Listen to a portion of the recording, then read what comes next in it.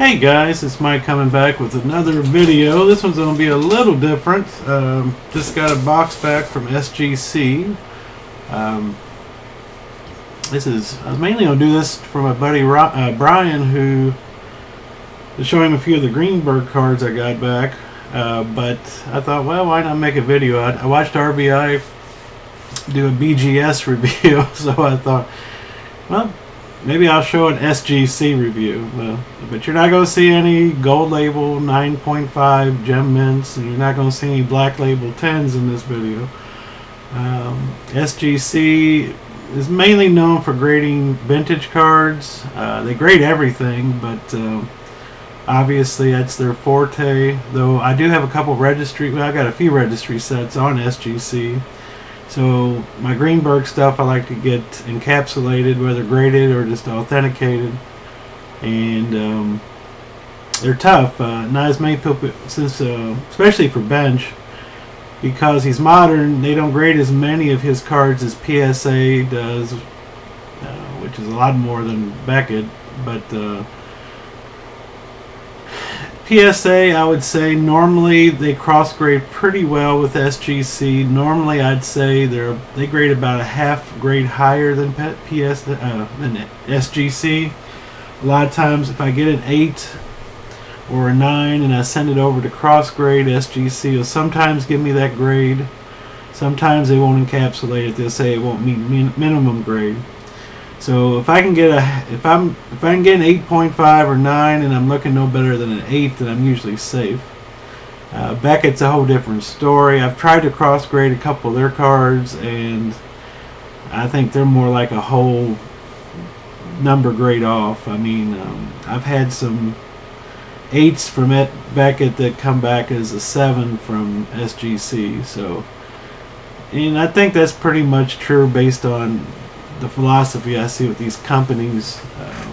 I'm more of the mindset that, you know, the cards are there to enjoy.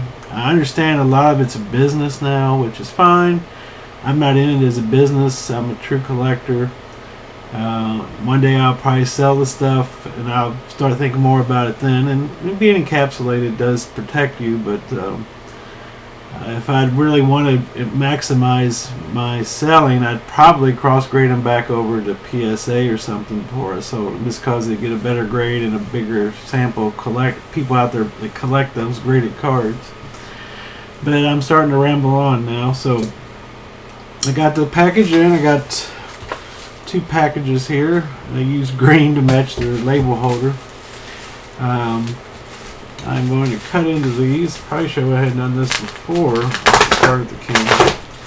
It shouldn't take too long to get into. Hope everybody's doing good. Probably won't many people watch this, being Saturday anyway, but again, as long as Brian gets to see it, I'll be happy. But if anybody, you guys want to see it, this is what they're coming out of the pack. I've already seen, they'll send you an email and tell you what you got coming, so I know everything before it actually even gets here. So now this is a surprise for me, which I guess some people, if you get them graded, I guess you don't even like to look at that information, so it'd be a surprise for you. I can't do that. I have to know as soon as I get the things back. So anyway, we'll go through that. I won't go through all of them. I'll go through, well, sometimes the little top part gets a little off-center there. Okay. This is the 2006 SP Legendary Cuts. That card for Hank Greenberg. Got a 92, which is an 8.5. This is very nice. This is a 2010 Top Sterling, numbered 5 of 5 of the Sterling base. And it came back as a 96 mint, which I would venture to say is as good as a BGS 9.5 in most cases. But it's a beautiful card. Very nice. I think they look great. Personally, I think in these black SGC uses the black border case And I think they just kind of look fantastic when they come back from SGC. This is a Panini Classics triple. Greenberg, Herman, and Kiner when he was with the Pirates. He was just with the Pirates for 1 year in 1947. The Tigers ceremoniously let him go, well, unceremoniously just let him go to the Pirates. Traded his contract, and all he was trying to do is renegotiate to end his career in Detroit. Apparently the owner didn't like the way he was going about it and just dumped him to the Pirates. He ended up playing with the Pirates for 1 year, and then he decided, enough of that, I'm done. But I love the black border. It gives the card, it really pops, especially on these Panini cards, because they're all white for the most part. This is an all-century materials, 25 of 25. It got a mint 9 also, which is excellent. Gehringer jersey, Greenberg and Heilman. Very nice. Panini Classics, Greenberg Tributes, 24 of 25. It got an 8, which I'm not really worried about. An 8, for all practical purposes, is a 9 on another different day from some grader. In my opinion, I mean, I know people, it's a business to some people, and I respect that. So that's a big difference. Wow, this came back really nice. I'm going to leave this because that's a vintage card. This is a 2001 Fleer Game Time bat card when they first got started. Hand numbered 72 of 100. It actually got a 9. Very nice. Very happy with that. This one really got slammed. I'm not for sure why. This is a 2006 Triple Threads Greenberg, Stan Musial, and Ted Williams triple. First year Triple Threads is a really nice issue. Beautiful cards. It's got a corner that the Triple Threads uses that real, I don't know, it separates a little bit in the corner sometimes. So I'm assuming the corner got it dinged. It went all the way down to an 80, which is a 6. But again, I don't really care. I did it more to encapsulate it, so I put it on my registry. It's still a beautiful card. I'm sure it's just that corner on the top right that's bugging it. But Williams, Musial, and Greenberg, just a beautiful card. I assume lifetime 300 plus hitters is what they're saying. This is a really nice one. I showed this one on. I don't think I've showed all of these, but this is. I'm surprised. This is from 2006 Upper Deck Epic, and this is a quad of Lou Gehrig, Hank Greenberg, Harmon Killebrew, and Ernie Banks. And the Gehrig is dirty, and it's got a pinstripe, and the Killebrew's got a pinstripe. Little tiny pieces compared to modern cards. But in 2006, Epic was a really awesome set. That was nice. But anyway, it came back on a mint 9, which it looks like to me it's got a little couple little areas that look like it could chip. Maybe they just consider that standard for the issue. But that is a beautiful card. Quite pricey card too. These Epic foursomes with all the Hall of Famers, they just go for a pile of money. I think I got this from a Mile High auction. I paid quite a bit for it. Just don't pop up. You hardly ever see them anymore.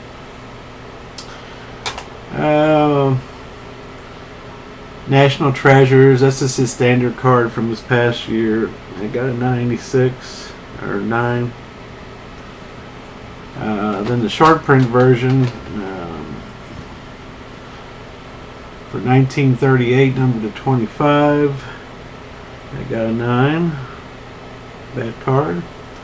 This card here you wouldn't think much, but 2010 Topps, Hank Greenberg and Ryan Braun, numbered to 50. This is out of like their Series 1, I think. And it came back a 9, which is real nice. Numbered to 50, and this card never pops up. I mean, I saw a couple in 2010, a few of them, and I was waiting for the right price, and I've been waiting for 6 years, and another one finally popped up. It's just a double back card, but it is tough. Don't know where they're at. 1971 Topps World Series. You'll see why I got this. This is graded in 8.592. The 71 Topps is super tough because obviously it's got an all black border to it. I mean, I don't even have a 9 Johnny Bench. I got an 8 because the 9 is so low population and so daggone expensive.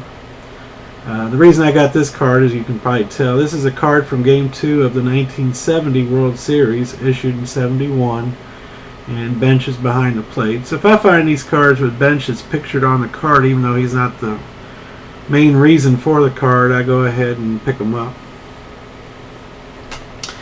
That is beautiful. I'll save that. That is beautiful. I'll save that. Well, I'll get rid of this. I was just watching Drew's video that he has put out today, and he showed a Tiffany card. And this is my own Tiffany. It came back in 9, so I'm happy with that. This is a 1984 Topps. Saying goodbye to 3 legends that retired all in the same year. Gaylord Perry, Carl Yastrzemski, and Johnny Bench. This is the Tiffany, graded a 9. It's got the, instead of using like the gray cardboard stock for the regular cards back then, this one's got a white stock, much cleaner looking. It's got their career stats on the back, but that's very nice cards. Hard to find in mint condition, especially with SGC grading. Okay, now I'm getting down to the meat of it here. This is a 1931 Gaudy 4-in-1. Sam Leslie. Now I've got the Greenberg card of the Tigers. This is a Dodgers card. And you might say, well, why are you buying that for? And it's graded a 60, which is an excellent 5, which for these cards is pretty good. Well, on the back was the puzzle pieces, and my buddy Brian showed me this. I didn't even know this until a while back. You could get, I think there's 2 different puzzles, and one was a Tigers, and I can't remember who the other one was. But there's puzzles, and guess who's on the back of the puzzle piece? Yep, our buddy Hank. I asked him to put Hank on the front to turn the card around when they graded it, and they didn't want to do that. Okay, I am going to save these 3 for last. Go ahead and pop this open real quick. There's 2 in here. One's a super nice one. Well, they're both nice, but alright.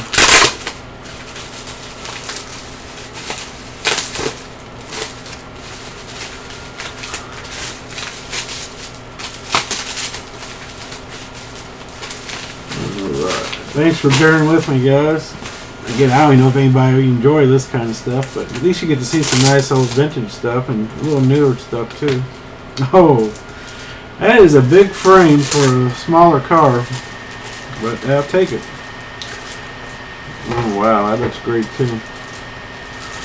This is a 1971 Topps Super, graded an 88.8, which is pretty tough to find. But they made the holder a lot bigger than the card. It's almost like it's framed. These cards, you've probably seen them before. This is 1971. Nice large card, probably double the size of a regular card. And they did a whole series of those. So that one on the bench is real nice.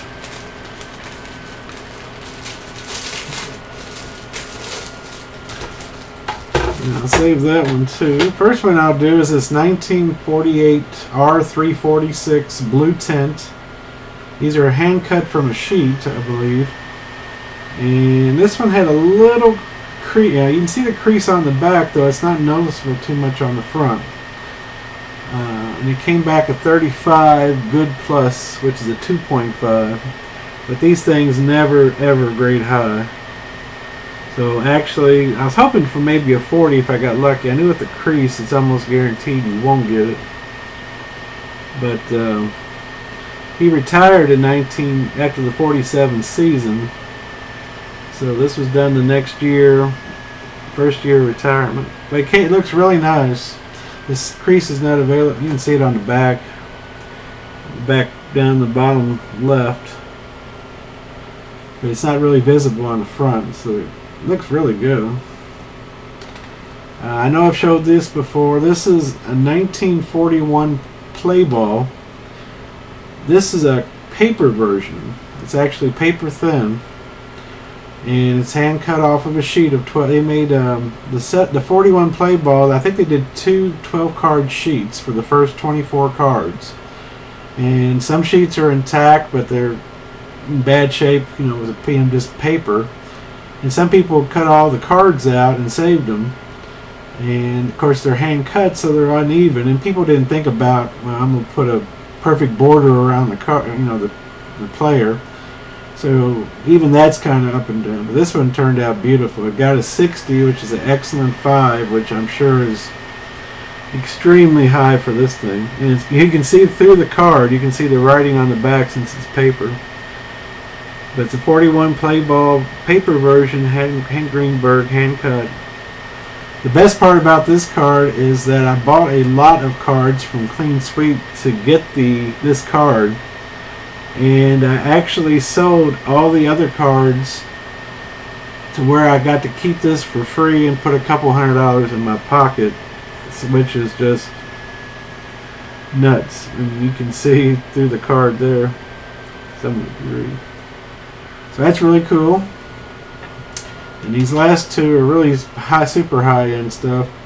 This is a 1937 Opeachy A107 hand Greenberg. These cards again are super hard to find. It graded a 50, which is a 4, which again is still a solid grade for these cards. They just don't come up very often in high grade. And when they do, they're well over 1,000, 4 figures. This is a 50, very good, excellent 4.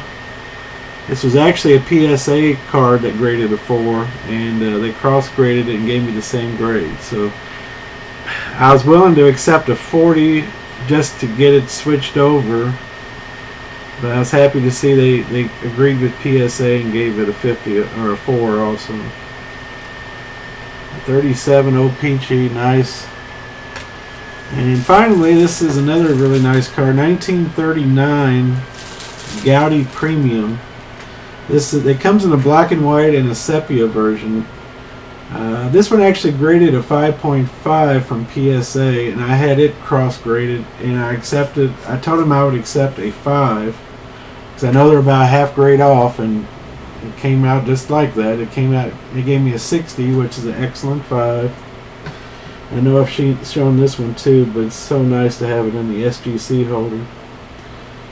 Very large card. These are bigger than postcards. These are like, I don't know, 5x7s maybe. Very large cards. And it's just beautiful. Just a beautiful card, beautiful shape. Looks great in the new holder. So I am just tickled to death to get all those.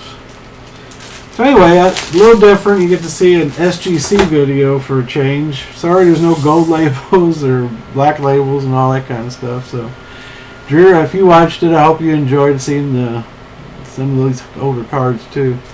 Love your set though. I love those 206s you've been getting in and stuff like that. Brian, I hope you enjoyed too. Anybody else that watched. Thanks a lot, and y'all have a good day. Bye-bye.